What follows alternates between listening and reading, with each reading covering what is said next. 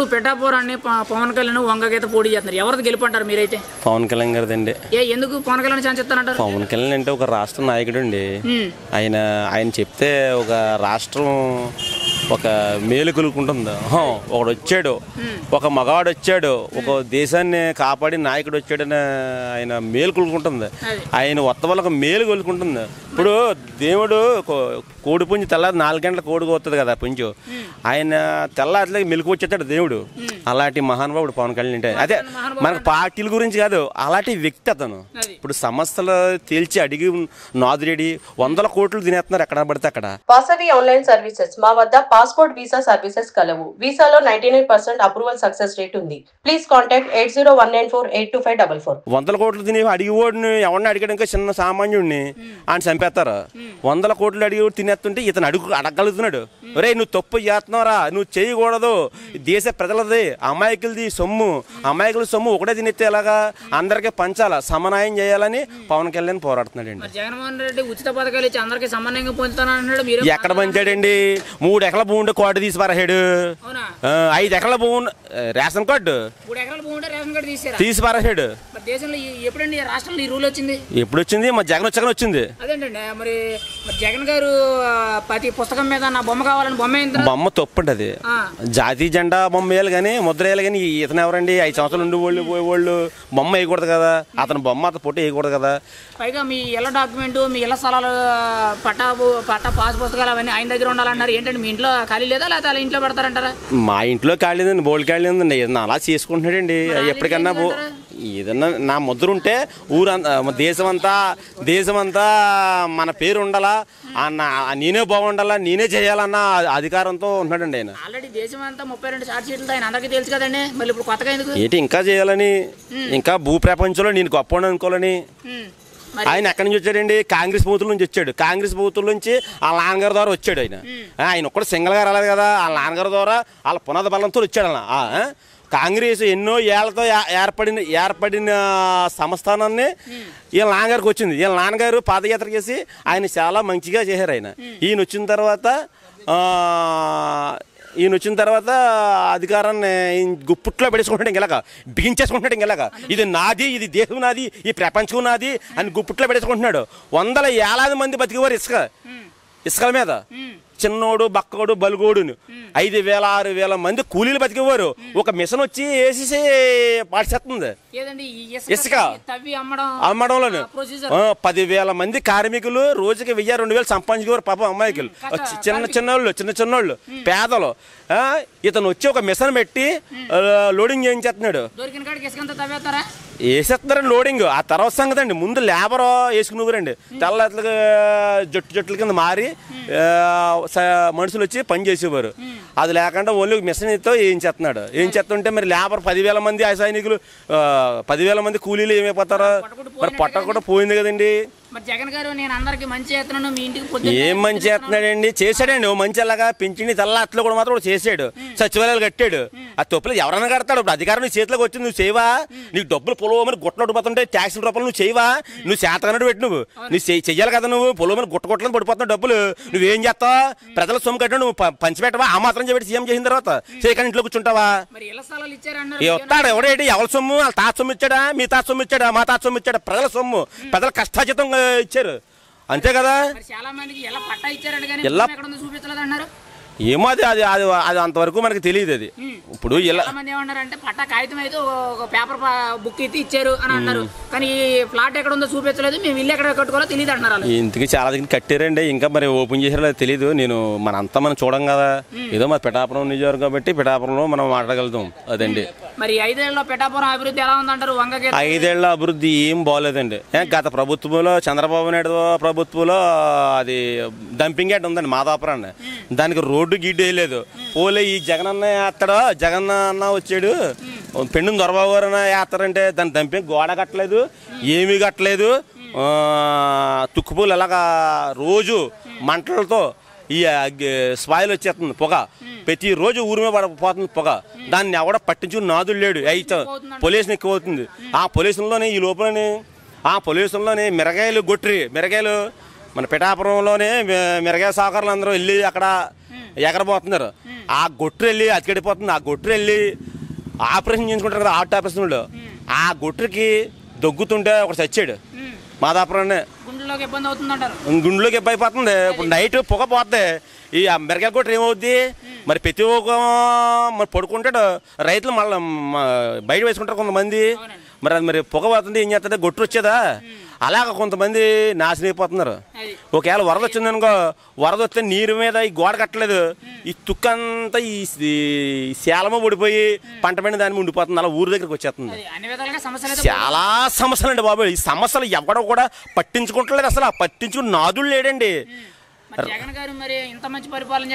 ఏం పరిపాలన చేస్తున్నారండి? 200 ఎకరం భూమి ఉందండి ఇక్కడ. ఇక్కడ పిఠాపురం మాదాపురానికి గొలపలమయం కానీ ఎకరం 10 లక్షలు 30 లక్షల రేట్ అండి. అది ఇవాళ 50 లక్షల రేట్ అండి. అది పొంత రోడ్లు వేయలేదు, డ్రాములు కట్టలేదు, బిజ్జీలు కట్టలేదు. దానికి రహదారులు అన్నీ ఉన్నాయి. దానికి వెయ్యాలా?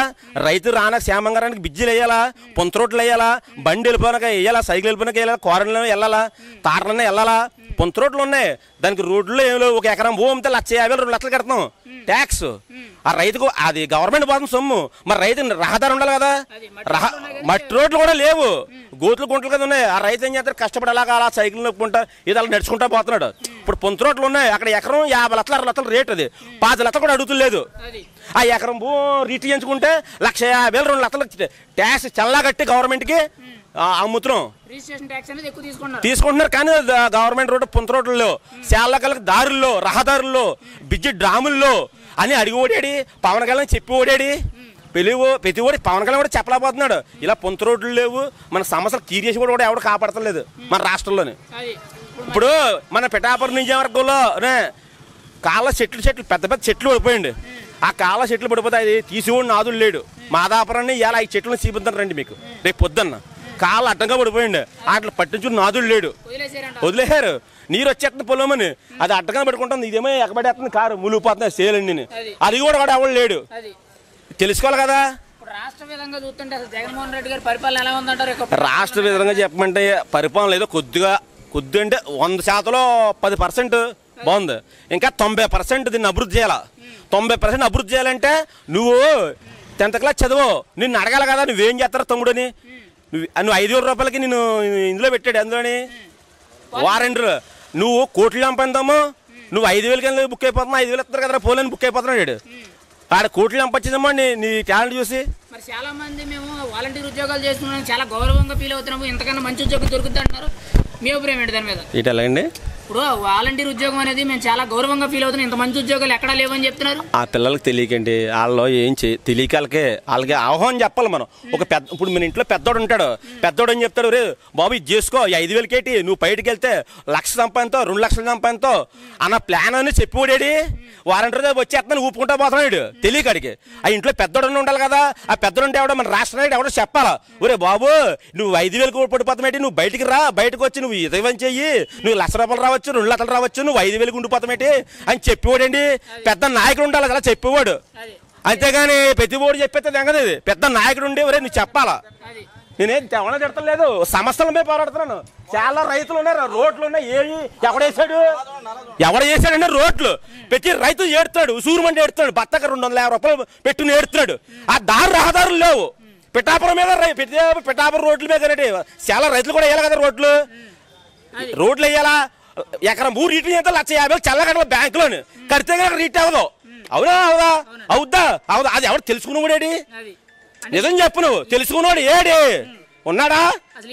నువ్వు ఇది రాకపోతే మాత్రం బాగోదు. మొత్తం టీవీలు మొత్తం ప్రపంచం అంతా రావాలి. ఇది అర్థమవుతుంది. నువ్వు ఇలా టికెట్ మేడమే కాదు, అది ప్రతి రాష్ట్ర నాయకుడు చూడాలా. ప్రజలకు అవగాహన లేదంటారా? ప్రజలకు అవగాహన, ప్రజలకు ఏం తెలుస్తా? అమాయకులు ప్రజలు. రాష్ట్రం నడిపించేవాడు చేయాలి పని ఇది, అవునా కదా? నడిపించేవాడు చేయాలి పని ఇది. ఎవరు తెలిస్తే ప్రజలు ఏం చేస్తారో ఆ చేతుల్లో ఉంటది, అధికారి చేతుల్లో ఉంటది. ఇది అంటే ఈ అమాయకమైన ప్రజల్ని జగన్మోహన్ రెడ్డి గారు మాయ చేస్తున్నారంటారా? జగన్మోహన్ మాయం చేశారన్నది తెలియదు నాకు. వీళ్ళు తెలుసుకోవాలి. ఒక పేషెంట్ ఉన్నాడు, పేషెంట్ ఏం చేయాలా, ఈ ఊర్లో గ్రామాలు బాగోలేదు అని చెప్పాలి ఎమ్మెల్యే గారితో. ఎమ్మెల్యే ఏం చేయాలా, ఈ పలానా రోడ్లు బాగోలేదేమో, ఈ బాగోలేదేమో అని చెప్తే ఆ సమస్య క్లియర్ చేస్తాడు. ఈడే చెప్పండి ఆడేం చేస్తాడు? వీళ్ళ వల్ల జరుగుతుంది, జరిపేలా చేయించుకోవాలా. అంటే ప్రజలైతే ఖచ్చితంగా తిరుగుబాటు చేయాలంటారు. తిరుగుబాటు చేయకపోతే ఇంకా ఎలా ఉండిపోతుంది రాష్ట్రం. బతుకులు ఎక్కడ అంతమైపోతాయంటారా తిరుగుబాటు చేయకపోతే? ఎవడో వస్తాడు, పవన్ కళ్యాణ్ మహానుభావుడు ఎవడో వస్తాడు. వచ్చే దాన్ని అధికారంలో పెడతాడు. అది మరి మీరు అనుకున్నట్టు పవన్ కళ్యాణ్ వస్తే మరి ఇప్పుడు మీరు చెప్పిన ఈ సమస్యలన్నీ సాల్వ్ అవుతాయి. పవన్ కళ్యాణ్ చెప్తాం, పవన్ కళ్యాణ్ చేయకపోతే పవన్ కళ్యాణ్ కూడా తీసేస్తాం. ఇప్పుడు పవన్ కళ్యాణ్ కూడా ఇప్పుడు పవన్ కళ్యాణ్ చెప్తాం ఇలా సమస్యలు, పవన్ కూడా చేయలేకపోయినా ఇంకోటి ఎందుకుంటాం. ఇప్పుడు ఈ వైఎస్ఆర్ జగన్ పక్క తీసేస్తున్నాం, ఇప్పుడు మళ్ళీ పవన్ కళ్యాణ్ లైన్లో పెట్టాం, పవన్ కళ్యాణ్ చేయకపోయినా పవన్ కళ్యాణ్ తీసేస్తాం పక్క, మళ్ళీ ఇంకోటి వస్తాడు నాయకుడు. అంతే, ఆడి భేదాలు ఏమి లేవు, పని ఎవడు కరెక్ట్గా చేయడో ఆడికే వేస్తాం ఓటు. అర్థమైందా? ఎవడైతే నేను చదువుకున్నాడు, ఎవడైతే చేయగలడో ఆడికే చేస్తాం. అంతేగాని ఈ వైసీపీ నాది, ఈ జనసేన నాది, ఈ చంద్రబాబు నాది, ఎవడైతే రాజ్యాన్ని బాగా కాపాడేవాడు ఆడికి వేస్తాం ఓటు. అంతే, ఎలా పడితే అలా చేసేవాడికి అయ్యో ఓటు. పవన్ కళ్యాణ్ మాత్రం అవకాశం ఇస్తామండి. ఆయన రాష్ట్రాన్ని ముందుకు తీసుకెళ్తాడని ఆశ ఉందండి మాకు. ఆయన రామరాజ్యం చేయాలని, పిఠాపురం రామరాజ్యం చేయాలని మాకు ఆశ ఉందండి. ఆయన పిఠాపురం ఏంటి మన 24 రాష్ట్రాల్లో కూడా ఈయన గొప్పోడండి. అది నాకు నేను అనుకుంటున్నాను. ఇంచుమించు లక్ష మెజార్టీ వస్తుంది. అంతే, ఎందుకంటే నేను ప్రతి ఊరు నేను ఒక్కడిని వెళ్ళి బండి మీద వెళ్ళి చూసానండి. ఊర్లో 2000 ఒకటి ఉందనుకోండి, 1800 ఓటు ఇతనకే, 500 ఓటు అతనకే, 2000 5000 ఉందనుకో ఓటు, 4000 ఓటు ఇతనకే, 1000 ఓటు వాళ్ళకే. అలా 53 ఊళ్ళు చూసాను నేను. 53 ఊళ్ళు చూస్తే ఇంచుమించు ఇతనికి 1,00,000 ఓటు మెజార్టీ వస్తుంది. అంటే దాదాపుగా 100కి 80% ఈయన పక్క ఉందంటారు. 100కి 70% ఈయనకు ఉంది, 30% వాళ్ళకు ఉంది. దాన్ని బట్టి లెక్కేసుకోండి మీరు. ఖచ్చితంగా గెలిపోయిందని అంటారు. గెలుపు సత్యమని గెలిచేసాడు మహానుభావుడు, కానీ మెజార్టీ గురించి చూస్తున్నాం. మరి ఆయన గుర్తు ఏంటండి? గ్లాస్ గుర్తు. గ్లాస్ గుర్తు. మరి మీరు ఒక్కలా ఓటేస్తారా, నలుగురు చేత ఓటేస్తారా? మీ ఇన్ని సమస్యలు నేను 10,000 మంది ఓటేస్తాను, 10,000 మంది తోటి. అది